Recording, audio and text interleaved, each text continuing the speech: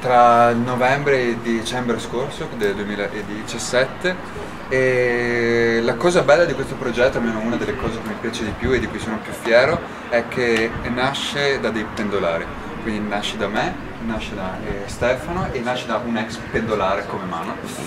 e vuole appunto andare a toccare uno di quegli aspetti più fondamentali che caratterizza la vita di noi studenti e non solo, ossia il treno e la ferrovia in generale. E noi a Badia siamo attraversati da appunto questa linea, che è quella che parte da qui, da Chioggia, e arriva fino a Rovigo e poi fa la Rovigo-Verona, quindi da questi due bracci, possiamo dire. E nasce appunto da uno stato di malessere dei pendolari, perché purtroppo questa linea è spesso soggetta, se non quotidianamente, a ritardi, soppressioni e in generale a un malstare dei viaggiatori, perché purtroppo i mezzi sono vecchi, sono in cattivo stato e le stazioni a loro volta riflettono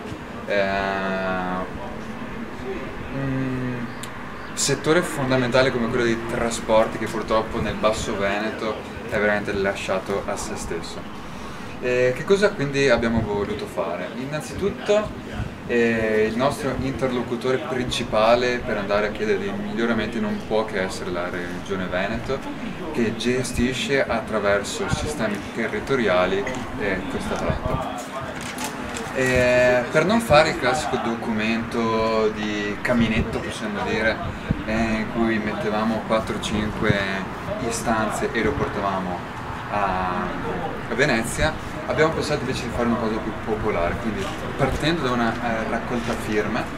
che si spalmava, diciamo che si spalma in realtà su tutta la tratta, quindi da Chioggia fino a Verona, raccogliere quante più firme possibile e che poi queste firme andranno a supportare il documento finale. Questo documento finale lo stiamo realizzando, diciamo, in questi giorni, in queste settimane, grazie anche al coinvolgimento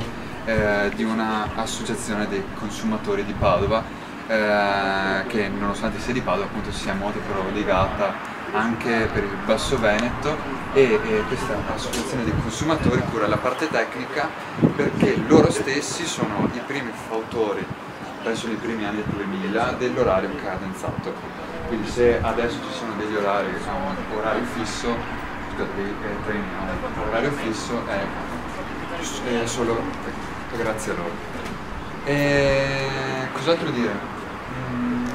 Questa iniziativa ha avuto un grandissimo successo da Verona fino a Chioggia.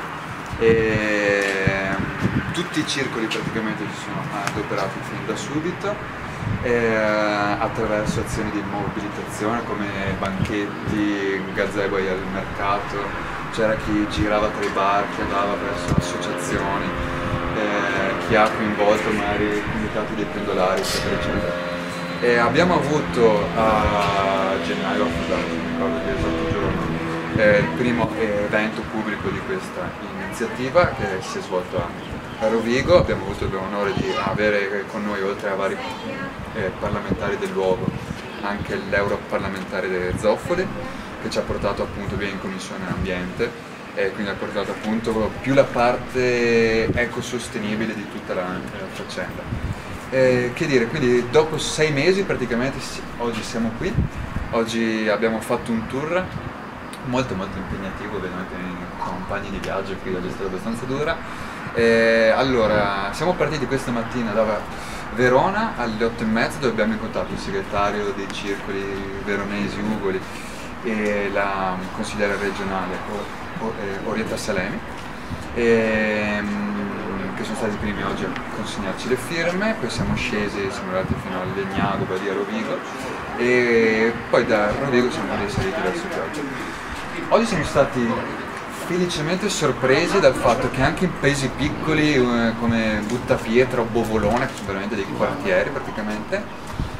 abbiamo ricevuto delle persone che ci stavano aspettando in stazione per chi darci dei consigli, chi per dirci bravi, siete stati bravi a fare questa cosa, dovreste pensare anche a altri consigli. e nonostante adesso noi ci prenderemo un mese di ferie per qualsiasi cosa che riguarda i treni, adesso andrò in macchina anche, non so, anche in piazza. E quindi ecco sì, che ci hanno dato dei consigli. Per esempio a Bovolone c'era un professore, penso fosse di scuola superiore, che ci ha detto per esempio lì in questo paesotto, non so neanche quanti abitanti aveva, veramente piccolo, c'è il problema che il treno arriva alle 8 spaccate e la scuola comincia alle 8 spaccate. Quindi vedere magari di anticipare il cambio un pochino prima per vedere se si riesce ad arrivare veramente 5 minuti prima perché la scuola è lì fuori. Oppure anche delle mamme che per esempio hanno il problema che hanno i figli che vanno all'università a Verona e puntualmente perdono il treno perché o è in ritardo oppure arrivano alle lezioni tardi perché c'è mezz'ora di ritardo fissa perché se il passaggio ha livello rotto magari prima. Ecco, quindi partendo da delle piccole problematiche come queste, che per quanto piccole poi si riflettono però sulla vita quotidiana di tutti gli utenti di questa tratta, proveremo a cambiare qualcosa. Come sempre il nostro primo interlocutore è la Regione Veneto, che finora ha dato poche risposte, però speriamo anche con l'aiuto di tutti quelli che hanno firmato in questi mesi possa finalmente esprimersi e soprattutto dare delle soluzioni dirette, efficaci in tempi brevissimi a un aspetto fondamentale della vita di questo territorio come la ferrovia.